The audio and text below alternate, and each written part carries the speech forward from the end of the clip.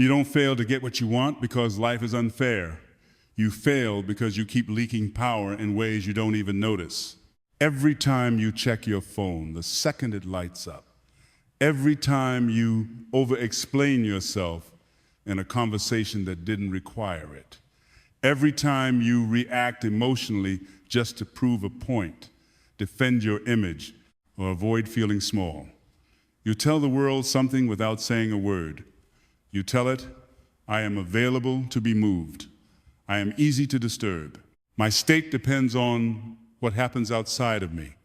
And then you wonder why things never quite align, why respect feels inconsistent, why opportunities come but don't stay, why you keep almost becoming the person you know you could be but never fully stepping into it. Because manifestation is not about attracting more. It's about becoming someone who can hold more without collapsing. But most people never reach that point. They think power is in action, in doing more, in saying more, in pushing harder, in controlling outcomes. So they chase, they force, they react, and slowly, quietly, they lose authority over their own mind. Not in one dramatic moment, but in small, repeated surrenders. A message that ruins their focus, a comment that changes their mood, a delay that triggers anxiety, a lack of validation that makes them question their worth. Nothing catastrophic, but enough to keep them unstable. And instability has a cost. It makes you predictable. It makes you controllable. It makes you weak in ways that are invisible but deeply felt. Because the truth is, you don't lose power when things go wrong.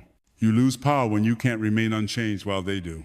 And this is where most people misunderstand everything. They think manifestation is about controlling reality.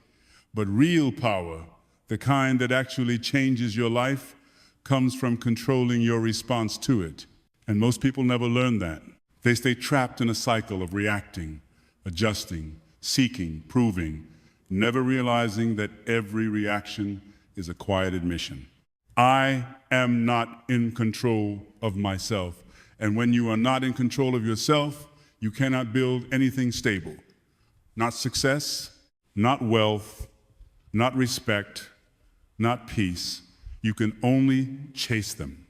And chasing always comes from a position of lack. But here's the part that's harder to accept. It's not just that reacting makes you weaker, it's that it slowly reshapes your identity.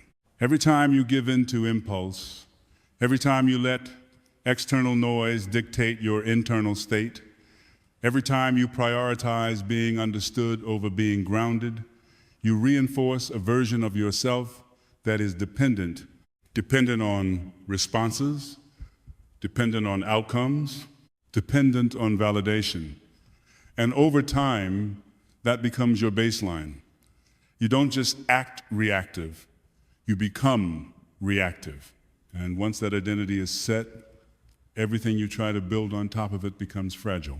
Your discipline breaks under pressure, your confidence fluctuates with feedback, your focus disappears the moment something pulls your attention away, not because you lack ability, but because your internal structure isn't solid.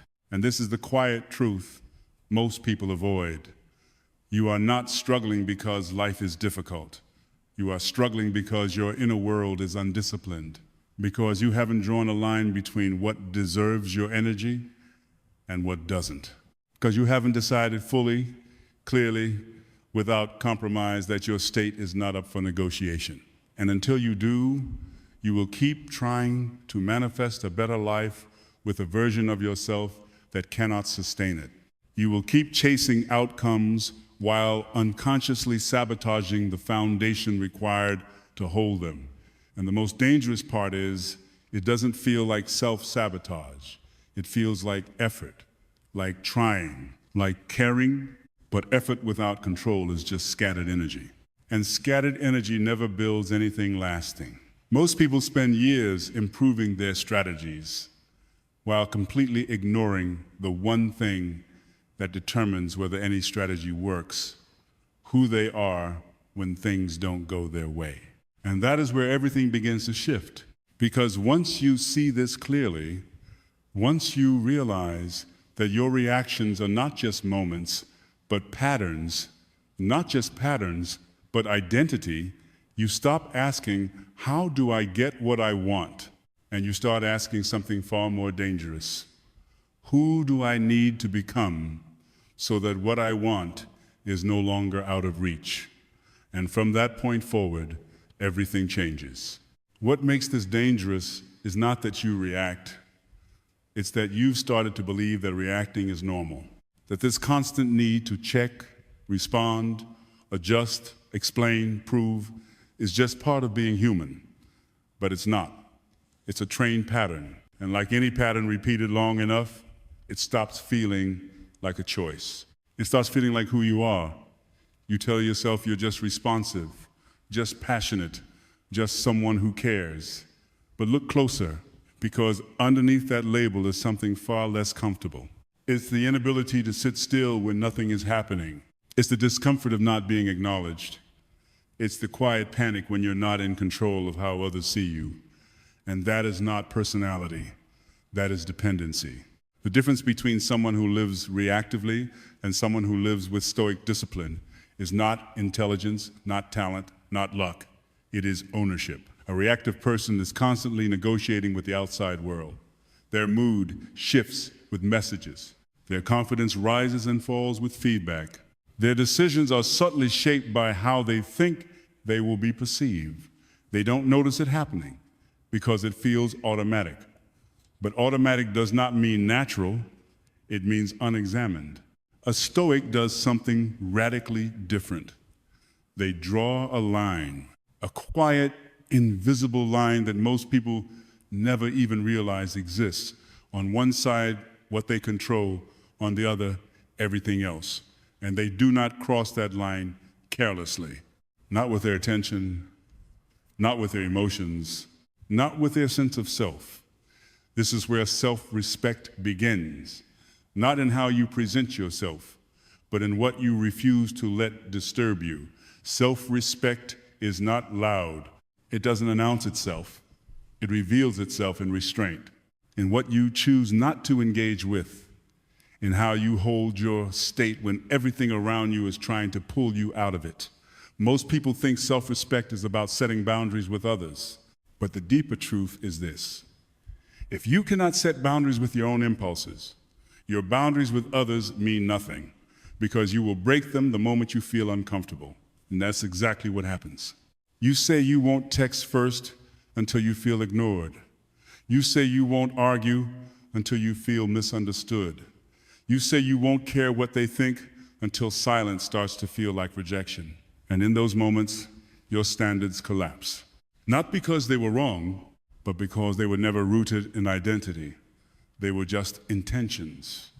And intentions don't hold under pressure. Identity does. This is why emotional discipline is not optional. It is structural. Without it, your inner world becomes negotiable. And once your inner world is negotiable, everything else follows. Your focus becomes fragile. Your decisions become inconsistent. Your energy gets scattered across things that were never worth it. And the cost is not immediate. That's what makes it so deceptive. It accumulates quietly over time until one day you look at your life and realize you've been busy but not effective, connected but not respected, active but not in control.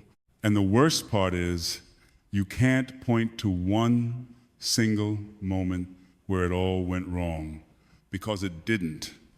It was 1,000 small moments where you chose comfort over control, reaction over restraint, validation over self-trust. And each time you told yourself it didn't matter, but it did. Because every reaction is a vote for the person you are becoming. And most people are voting unconsciously. That's why they stay stuck. Not because they don't want more, but because their daily behavior is aligned with someone who can't sustain more. Inner authority is what breaks that cycle. It's the ability to decide your state without needing agreement from the outside world. It's the ability to hold your ground internally, even when externally things are uncertain, delayed, or misunderstood. And that kind of authority cannot exist if your attention is constantly being pulled outward, because attention is not neutral. It is currency. Wherever it goes, your energy follows. And wherever your energy goes, your identity is reinforced. So if your attention is always on what others are doing, saying, thinking, responding, your identity becomes externally anchored. You stop being the source, you become the responder. And responders don't lead their lives, they chase them. This is why standards are everything. Not the kind you post, not the kind you talk about, the kind you quietly enforce when no one is watching, the kind that shows up in how long you tolerate confusion, and how quickly you react to discomfort, and whether you can sit in silence without reaching for distraction. Your standards reveal your inner world more than your goals ever will. Because goals are what you want, standards are what you accept, and what you accept shapes what you experience. So if you accept being emotionally pulled by every external shift, you will live a life of constant instability. If you accept reacting just to release tension, you will never build real control. If you accept needing validation to feel grounded, you will always feel slightly off balance. And most people live there. Slightly off, slightly reactive, slightly dependent, just enough to function, not enough to dominate their own life. But that's only the surface, because underneath all of this, there's a deeper layer most people never touch. And once you see it, you can't unsee it. From this point forward, we're going deeper. The first rule is simple, but almost no one lives it. Stop reacting to everything as if it deserves your energy. Most people believe their reactions are justified. If something is disrespectful, they respond. If something feels off, they chase clarity. If someone pulls away, they lean in harder. It all feels logical. It all feels human. But what they don't see is this: they are not responding to reality. They are responding to their interpretation of it. And their interpretation is often driven by insecurity, not truth. A message left on read becomes, "I'm being ignored." A short reply becomes, "Something is wrong." A disagreement becomes, "I need to defend myself." And suddenly, a neutral situation turns into emotional turbulence. Not because of what happened, but because of how quickly they reacted to what they thought it meant. This is where most people lose control. Not in big decisions, but in small, automatic reactions they never question. You see it everywhere. Someone checks their phone, sees no reply, and their entire mood shifts. They were focused a minute ago. Now they're distracted, restless, slightly anxious. They open the chat again, reread their last message, wonder if they said something wrong. Maybe they send another message. Maybe they scroll social media to distract themselves, but they're not really present anymore. Their attention has been hijacked, and they don't even realize it because it feels normal.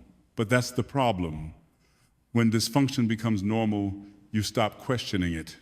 You start building your life around it. Stoicism cuts through this instantly. It doesn't ask, "How should I respond?" It asks something much more precise. Does this even deserve a response? And that question alone changes everything, because most things don't. Most things that pull your attention are not important. They are just immediate. And immediacy is not the same as importance.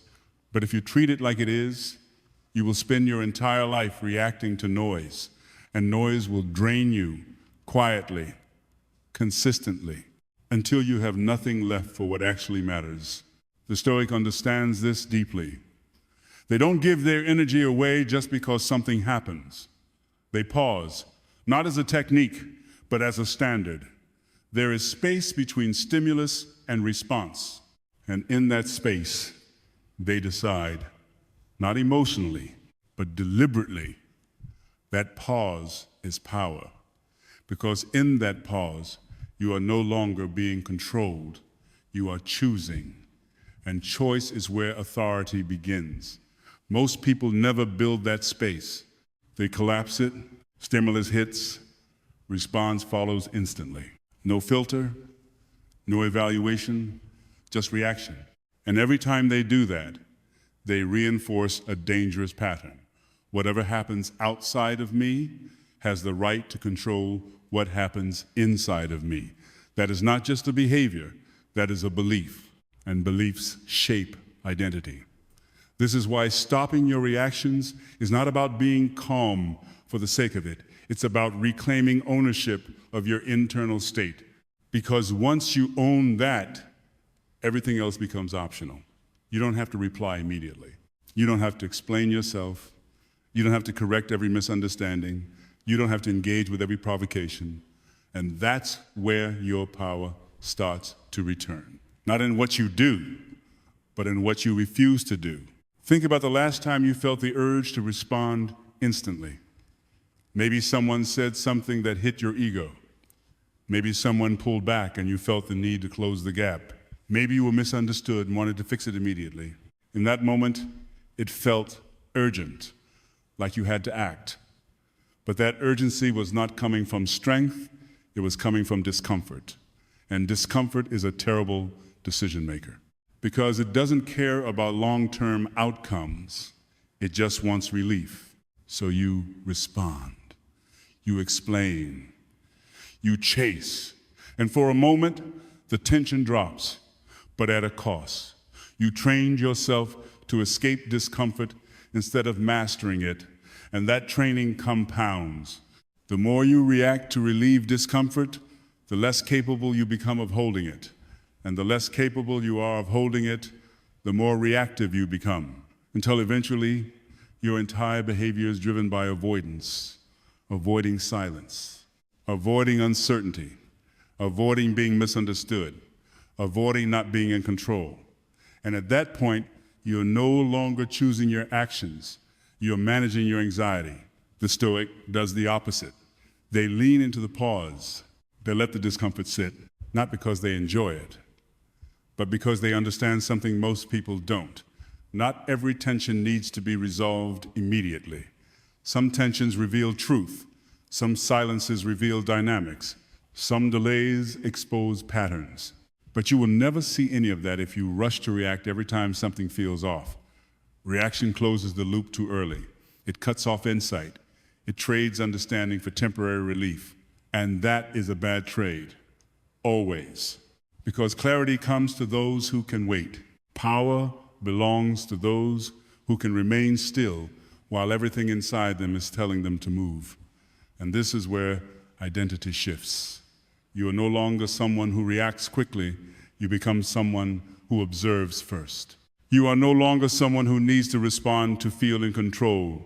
You become someone who chooses when and if a response is even necessary. That shift is subtle, but it changes how people experience you.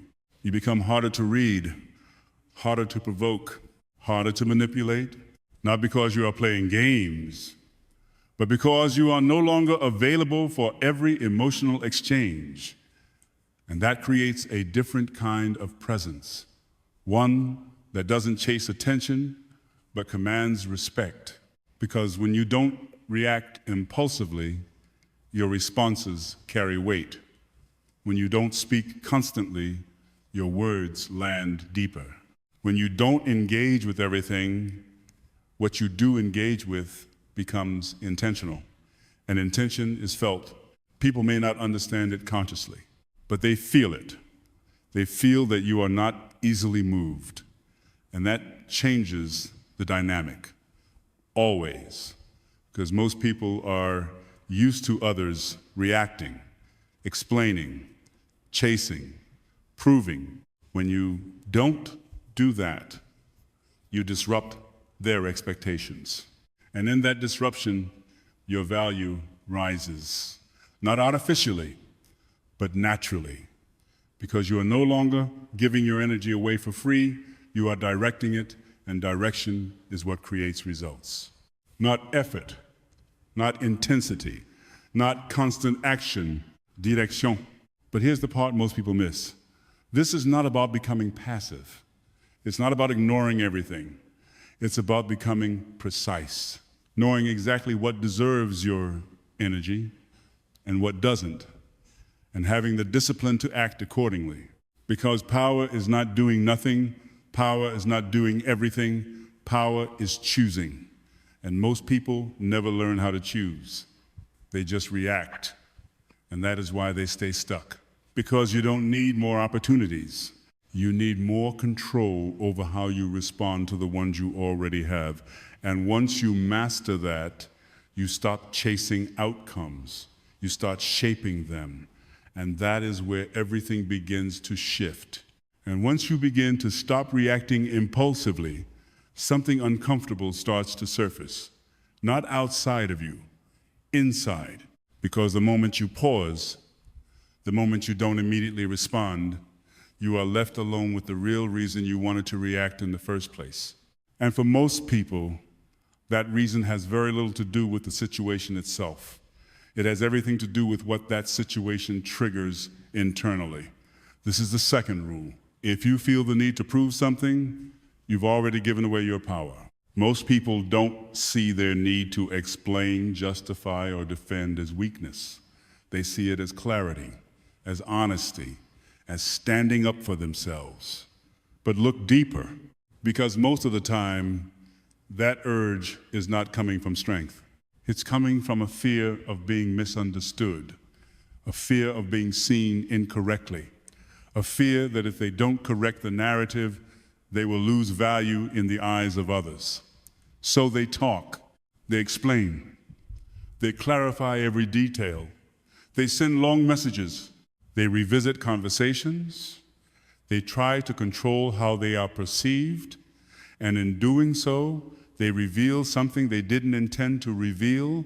They are dependent on perception. Think about it. When someone misunderstands you, what is the actual threat? Not physical, not real, it's psychological.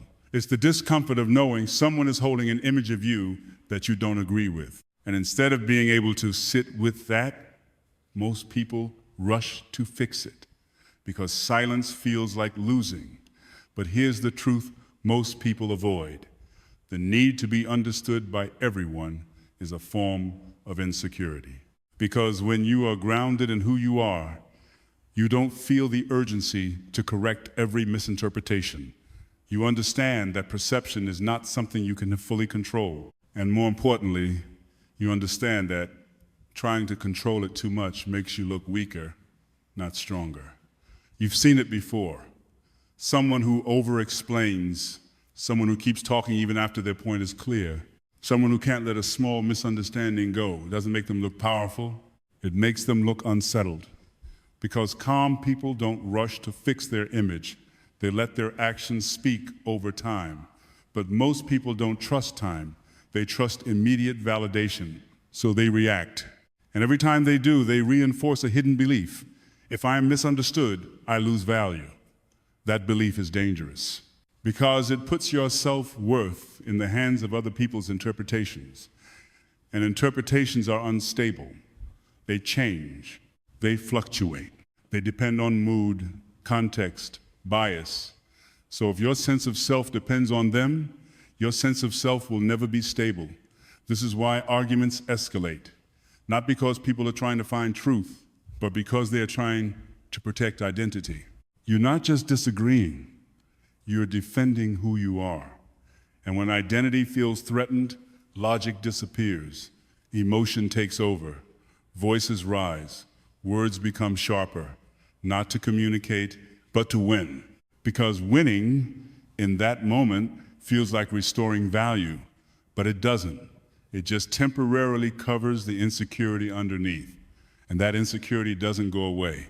It waits for the next situation, the next disagreement, the next moment where you feel seen incorrectly, and the cycle repeats.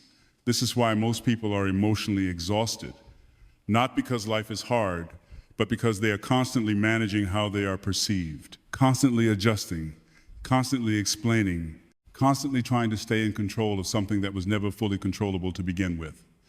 The Stoic breaks this pattern completely. They don't ignore perception, but they don't serve it either. They understand something most people don't. Your value is not determined in real time. It is revealed over time. And time does not reward those who react quickly. It rewards those who remain consistent. So instead of rushing to explain, they observe. Instead of defending immediately, they wait, not passively, but with intention, because they know that not every misunderstanding deserves correction.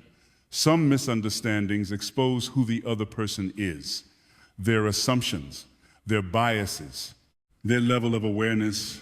And if you rush to fix everything, you lose that information. You trade long-term clarity for short-term comfort, and that is always a bad trade. There's a different kind of strength in letting people be wrong about you, not because you don't care, but because you are not controlled by their temporary perception. You trust your consistency more than their opinion. You trust your standards more than their judgment, and that trust changes how you move. You stop over-explaining. You stop trying to win every argument. You stop needing the last word, not because you have nothing to say, but because you no longer need to prove anything in that moment. And that creates space, space that most people cannot hold, silence that most people rush to fill. But in that silence, something powerful happens. You remain intact, your state doesn't get pulled, your energy doesn't get scattered, and the other person, they feel it. Even if they don't understand it, they feel that you are not reacting the way they expected. And that shifts the dynamic, because when you don't chase understanding, you become harder to manipulate. When you don't rush to defend, you become harder to destabilize. And when you don't need to be seen a certain way, you become free. Free from the constant pressure to perform, free from the anxiety of being judged, free from the cycle of proving. And that freedom is where real authority begins, because authority is not loud, it does not argue, it does not convince, it stands quietly, firmly, without needing agreement. Most people think power is in expression, in saying more, in being heard. But real power is in not needing to say everything you could say, in choosing restraint over release, in understanding that just because you can respond doesn't mean you should. Because every time you feel the urge to prove, you are standing at a crossroads. On one side, reaction, temporary relief, and long-term dependence. On the other, restraint, short-term discomfort, and long-term control. And that choice defines you, not once, but repeatedly, until it becomes who you are. The third rule is where everything locks into place, you don't get what you want. You get what your identity can sustain. Most people hate this idea because it removes the illusion that they are one opportunity away from a different life. It forces them to face something far less comfortable. Even if everything they wanted arrived tomorrow, they would not be able to hold it. Not consistently, not without losing it, sabotaging it, or collapsing under the pressure of maintaining it. Because outcomes are not random. They are aligned with your habits, your standards, your emotional stability, and most importantly, your self-image. If your identity is inconsistent, your results will be inconsistent. If your identity is reactive, your results will be fragile. If your identity depends on external validation, your success will always feel unstable, no matter how much you achieve. This is why some people rise quickly and fall just as fast. It's not because they lacked opportunity, it's because their identity didn't match what they were given, and eventually reality corrects that mismatch, always. Look at your own life, not what you say you want, but what you consistently allow, the conversations you tolerate, the standards you lower when you feel lonely, the distractions you give into when things get uncomfortable, The way you break your own discipline the moment no one is watching, that is your real identity. Not your goals, not your intentions, your patterns. And those patterns are not accidents, they are reflections. Reflections of how you see yourself at your core. Because behavior is never random, it is always aligned with identity. If you see yourself as someone who needs approval, you will act in ways that seek it. If you see yourself as someone who can't afford to lose people, you will tolerate things you shouldn't.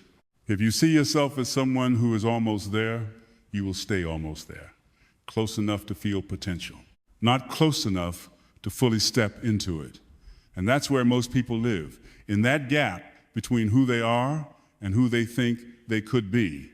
But they try to close that gap with action, more effort, more strategies, more discipline, without realizing that none of it sticks if the identity underneath stays the same. Because identity is the filter.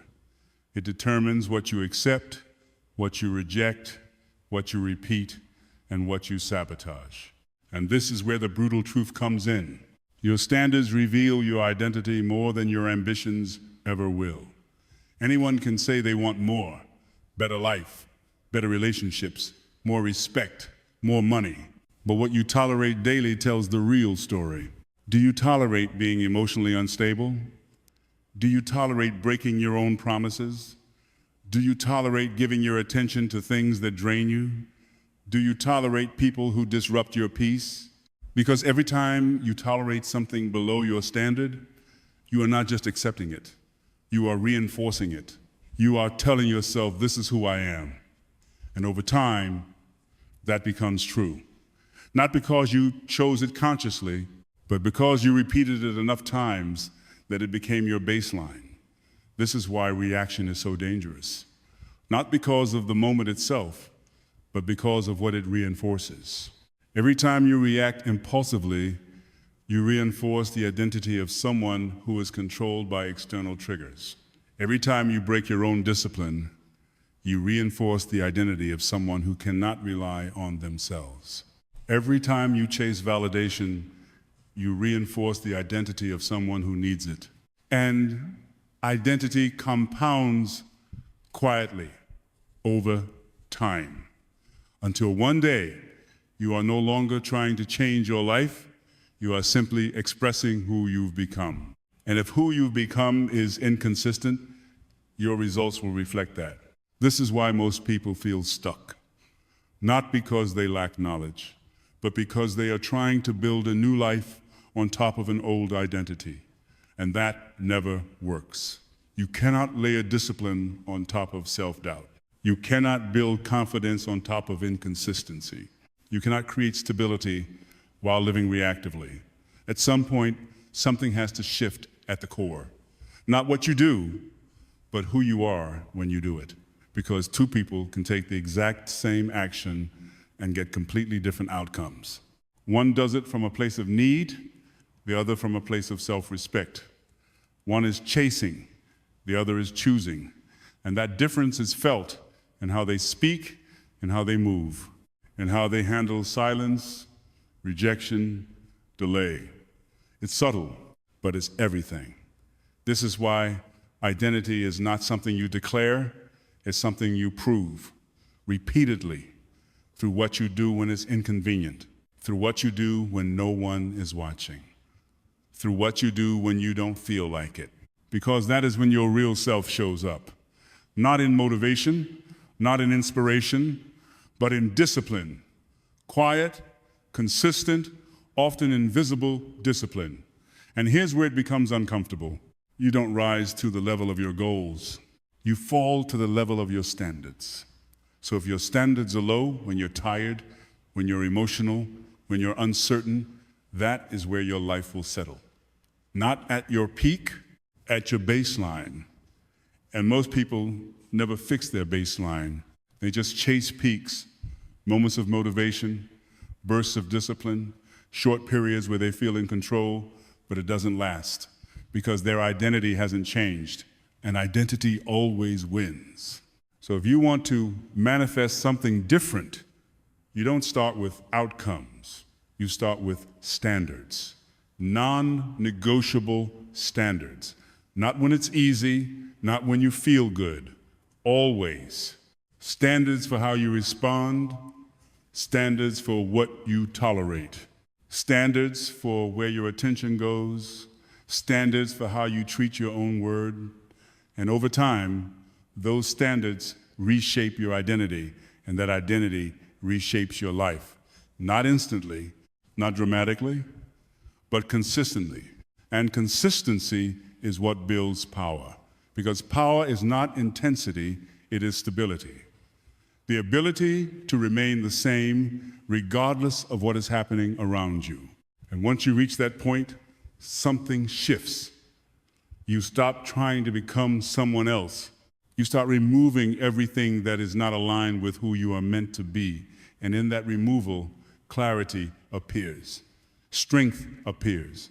Direction appears. Not forced, not chased, but natural. Because now, your identity is no longer working against you. It's working for you. And that is when manifestation stops feeling like effort and starts feeling like alignment. And when your identity begins to stabilize, your behavior changes in ways that are almost invisible to others, but impossible to ignore over time. This is the fourth rule. Power is not in what you show. It's in what you withhold. Most people think strength is about expression, saying what you think, reacting when something feels wrong, showing emotion to prove authenticity, being loud enough to be noticed. But real strength moves differently. It is quieter, more precise, and far more controlled. You see it in small moments. Moments most people overlook. A message comes in, you see it, you don't open it immediately, not because you're playing games, but because you're not available to everything at once. Someone says something slightly disrespectful, you hear it, you don't rush to correct it. You let it sit, you observe, you decide if it even deserves your energy. A conversation turns tense. The other person raises their voice, speeds up, tries to pull you into their emotional state, and you don't follow. You slow down instead. You speak less. You don't match their intensity. And suddenly, the entire dynamic shifts. Not because you overpowered them, but because you didn't get pulled into their frame. This is what most people don't understand. Control is not about dominating the situation. It's about not being dominated by it. And that shows up in how you carry yourself daily, in how you walk into a room without scanning for approval, in how you sit without fidgeting to fill silence, in how you listen without preparing your next response, in how you leave conversations without needing closure every time. These are not techniques, they are expressions of internal stability. Because when you are stable inside, you don't feel the need to constantly adjust outside. Most people are in a constant state of micro-adjustment. They check reactions, they read faces, they adjust tone, they change behavior depending on who they're around. Not consciously, but automatically, because they are trying to stay accepted, trying to stay in control of how they are perceived. But that constant adjustment comes at a cost. It fragments you. You become different versions of yourself in different environments. And over time, you lose a clear sense of who you are when no one is influencing you. That's why silence feels uncomfortable. Because in silence, there is nothing to react to, nothing to adjust to, just you. And if you're not used to that, it feels empty. But to someone with real internal power, silence is not empty. It's controlled space. It's where they reset, where they observe, where they decide. They don't rush to fill it. They use it. And that's what makes their presence different. You've felt it before. Someone walks into a room and doesn't try to be noticed, but you notice them anyway. They don't speak much, but when they do, people listen.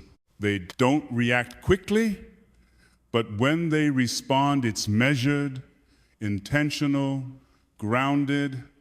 That is not charisma, that is restraint. And restraint is visible. You can't fake it. Because restraint requires something most people don't have: the ability to sit with internal pressure without releasing it immediately. Think about how often people speak just to release tension. They talk when they're nervous, they explain when they're unsure, they joke when they feel uncomfortable. Not because it adds value, but because it relieves pressure. But relief is not power. Relief is escape.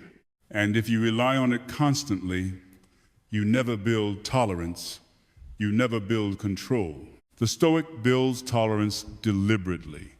They don't rush to respond, they don't rush to act, they let the moment breathe.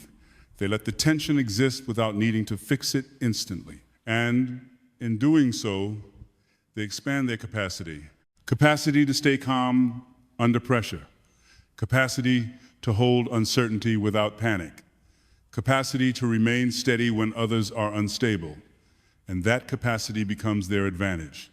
Not loud, not obvious, but undeniable. Because while others are reacting, they are choosing. While others are escalating, they are stabilizing. While others are trying to control the situation, they are controlling themselves. And that is always more powerful. In everyday life, this looks simple, but it's not easy. It looks like not checking your phone every few minutes just because you're waiting for something. It looks like not responding immediately to a message that triggers you. It looks like letting someone finish speaking without interrupting to defend your point. It looks like walking away from a conversation that is pulling you out of your state without needing to win it first. It looks like saying less, but meaning more. It looks like not explaining your decisions to people who haven't earned that level of access.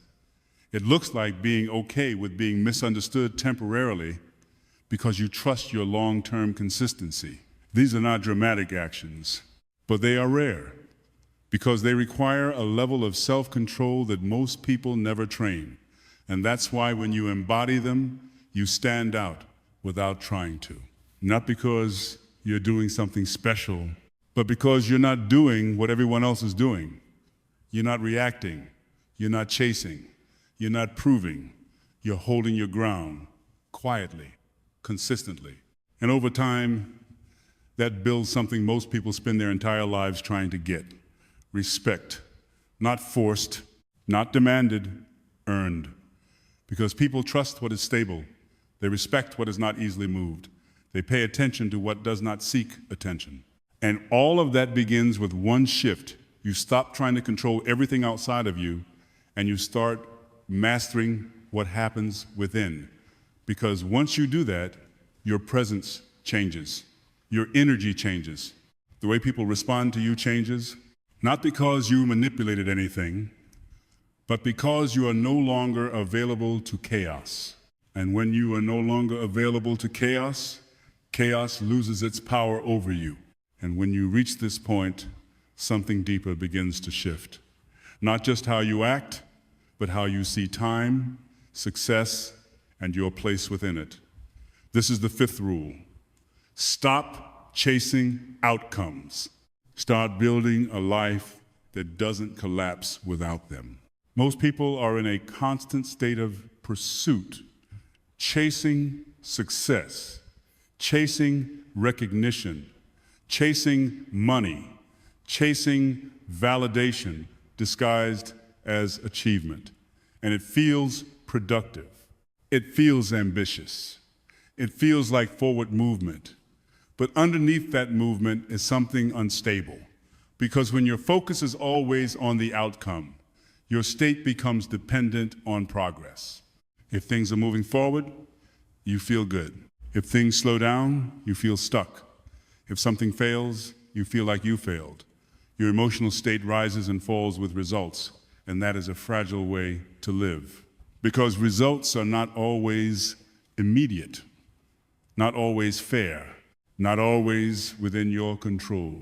So if your peace depends on them, your peace will always be temporary.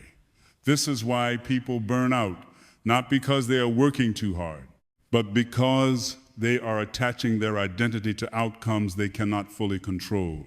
Every delay feels like a threat. Every setback feels personal. Every failure feels like a reflection of their worth. And over time, that pressure builds until even success starts to feel heavy.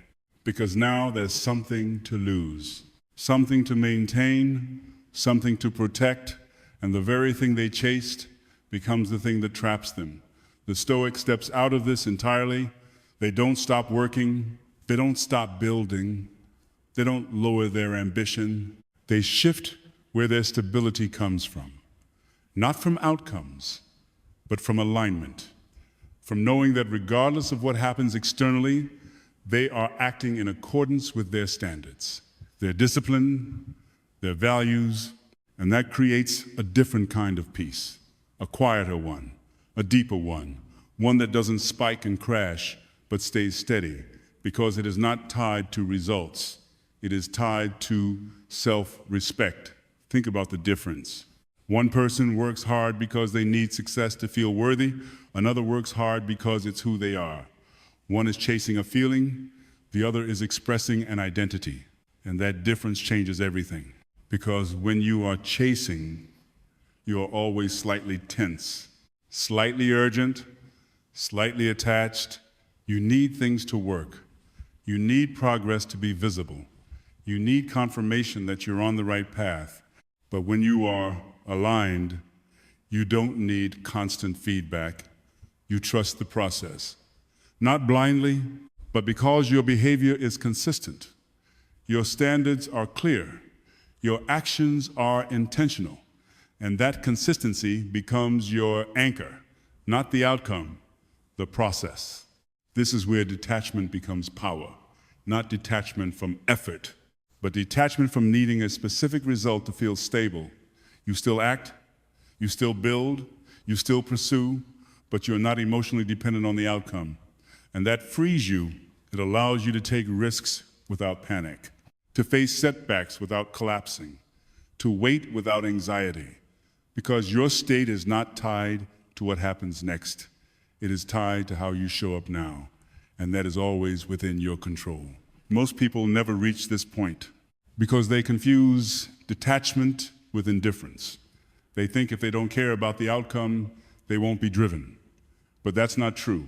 The most dangerous kind of drive is the one that is not desperate, the one that is calm, consistent, unshaken by temporary results. Because that kind of drive doesn't burn out, it doesn't fluctuate, it doesn't collapse under pressure. It continues quietly, relentlessly, over time. And time is where everything compounds, not in bursts, but in consistency, in showing up when nothing exciting is happening, in continuing when results are slow, in staying disciplined when no one is watching. That's where real change happens. But most people never stay long enough to see it because they are too attached to immediate outcomes. They want confirmation, fast, visible, clear. And when it doesn't come, they adjust, they doubt, they quit. Not because the path was wrong, but because their attachment made them unstable. This is why long-term self-respect matters more than short-term success. Because short-term success can be random. It can come and go. But self-respect, built over time, becomes permanent. It becomes part of who you are. And once it's there, everything else becomes easier. Decisions become clearer, boundaries become stronger, focus becomes sharper, not because you're trying harder, but because you are no longer negotiating with yourself. And that's the real shift. You stop asking, is this working? And you start asking, is this aligned? You stop measuring your life by outcomes and start measuring it by standards. You stop chasing peace and start protecting it. And in doing so, something unexpected happens. The very things you used to chase start coming toward you, not because you are trying harder, but because you are no longer disrupting yourself. Your energy becomes focused. Your actions become consistent. Your presence becomes grounded. And that combination creates results naturally, not instantly, but inevitably. Because when your internal world is stable, your external world begins to reflect it slowly, then all at once. And in that moment, you realize something most people never understand. You were never supposed to chase everything you wanted. You were supposed to become someone who no longer needs to. And just when you think you understand control, there is one more layer most people never reach. Because sometimes what looks like strength on the surface is actually just a refined form of weakness. This is where the deeper turn happens. Because not all silence is power. Not all detachment is strength. And not all control is mastery. Sometimes it's avoidance. This is the part almost no one talks about.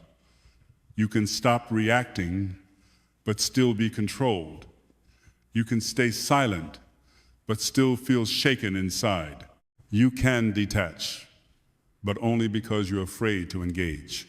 And if you're not careful, you can build an identity around looking calm while internally nothing has changed. That is not stoicism.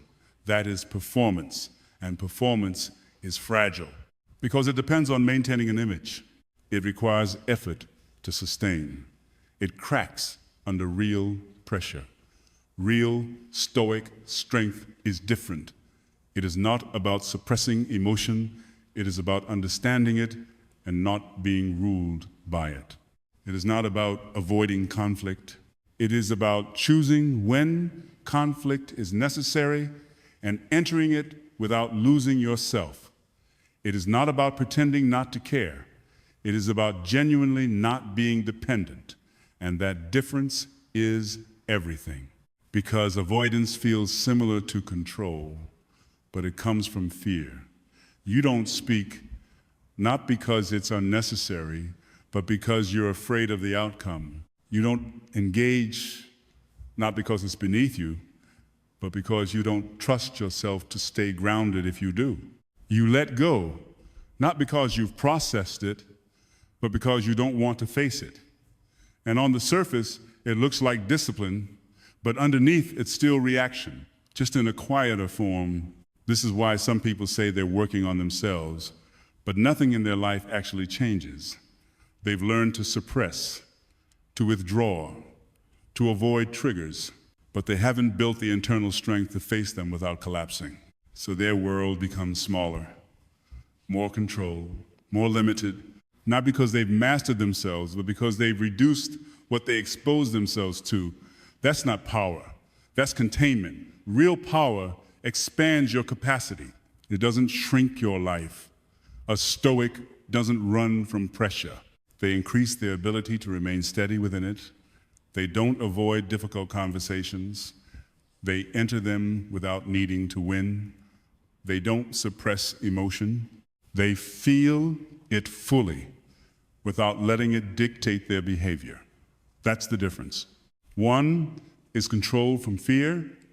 The other is control from strength. And you can feel it. When someone is avoiding, there's tension, a slight tightness, a sense that they are holding something back because they don't trust themselves with it. When someone is grounded, there's openness, calm, no urgency, no need to prove, no need to hide, just presence. And presence is the real signal of strength, because presence means you are not escaping the moment. You are fully in it without being overwhelmed by it. That is rare, because most people are either lost in their emotions or running from them. Very few can sit in the middle, feel everything, and still choose their response. But that is the standard. Not perfection, not emotional numbness, but awareness and control at the same time. And here's the uncomfortable truth. If your calm disappears the moment something real happens, it was never calm. It was convenience. If your detachment only works when nothing is at stake, it's not detachment, it's distance. If your silence only exists because you're unsure what to say, it's not restraint, it's hesitation. And once you see this, you can't go back to surface level discipline, because now you know the difference. Now you know that real strength is tested in engagement, not in isolation, in pressure, not in comfort, in uncertainty, not in control. And that changes how you train yourself. You don't just avoid reacting. You expose yourself to situations where reaction is tempting and you stay grounded anyway. You don't just stay silent. You speak when necessary, but without losing your state. You don't just detach. You engage fully without attaching your identity to the outcome. This is where Stoicism becomes real, not an idea, not a philosophy, but a way of being that holds under pressure. And most people never reach this level because it requires honesty, brutal honesty about why you do what you do, about whether your control is actually fear, about whether your peace is actually avoidance. And that's not comfortable to face, but it's necessary, because without that clarity, you can spend years thinking you're growing while staying exactly the same. And this is where the real separation happens between those who look strong and those who are, between those who talk about discipline and those who live it, between those who control their environment and those who control themselves. And once you cross that line, everything becomes simpler, not easier, but clearer. Because now you're not trying to appear strong, you're becoming someone who actually is. At this point, the rules are no longer just ideas. They are a mirror. And the only question left is not whether they are true, but whether you are willing to live by them. Because everything you've heard comes down to one thing. You have two ways to move through life. One is reactive, fast, emotional, dependent on what happens next. You wake up and your state is immediately influenced by your phone. A message can lift you. Silence can unsettle you. A small inconvenience can throw you off. You spend your day adjusting, responding, managing how you feel based on what happens around you. And it works to a point. You can function like this. You can even succeed for a while. But underneath it, there is always instability, because you are not the source of your state, you are the responder to it. And responders never fully own their lives. The other way is different, quieter, slower, but far more powerful. You wake up and nothing outside of you decides how you feel. Your phone can stay silent and your state remains the same. Someone can misunderstand you and you don't rush to correct it. Something can go wrong and you don't collapse with it. Not because you don't care, but because you are not dependent. You are anchored internally. And that anchor changes everything. Because now, your actions are not reactions, they are choices. Your words are not impulses, they are deliberate. Your silence is not avoidance, it is control. And from that place, life starts to move differently. You stop wasting energy on things that don't matter. You stop chasing people who are inconsistent. You stop explaining yourself to those who are committed to misunderstanding you. You stop reacting just to release tension. And in that space, something builds. Slowly, quietly, but undeniably. Self-respect, not the kind you talk about, the kind you feel. The kind that comes from knowing you can rely on yourself, that your state is yours, that your standards don't collapse under pressure, that your behavior is not dictated by emotion. And once that is in place, everything else becomes a byproduct. Respect from others, stability in your work, clarity in your decisions, even opportunities, because people trust what is consistent. Life rewards what is stable, and stability is rare. not because it's complicated, but because it requires restraint. And restraint is uncomfortable at first. It requires you to sit in moments where your instinct is to react and not move. It requires you to feel emotions fully and not act on them immediately. It requires you to let go of control over how others see you and focus on how you carry yourself regardless. And most people avoid that because it feels like losing in the moment. It feels like giving up control. It feels like doing less, but it's not. It's doing less of what weakens you and more of what strengthens you. And over time, that difference compounds. You become harder to shake, harder to distract, harder to influence, not closed off, not distant, but grounded. And grounded people don't chase, they attract, not because they are trying to, but because they are no longer leaking energy. They are no longer scattered. They are no longer reacting to everything that moves. They are focused, centered, directed, and that creates a different life. One where you are not constantly trying to fix things, one where you are not always slightly off balance, one where your peace is not temporary, but structural. And that is the real shift, not getting everything you want, but becoming someone who is no longer destabilized by not having it yet, because from that place, you move better. You decide better. You build better. And eventually, you receive better. Not because you forced it, but because you became aligned with it. So the choice is simple, not easy, but clear. You can continue reacting, continue chasing, continue adjusting your state based on what happens around you. And you will stay where you are, maybe slightly better, slightly more aware, but still dependent.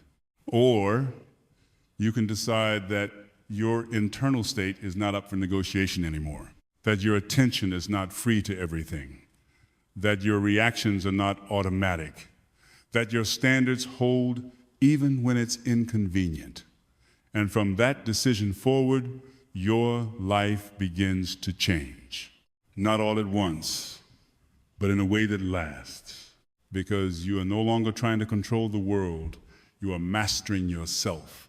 And that is the only leverage that ever truly works. So the next time something pulls at you, a message, a delay, a moment of discomfort, pause. Not because it's a technique, but because it's who you are now.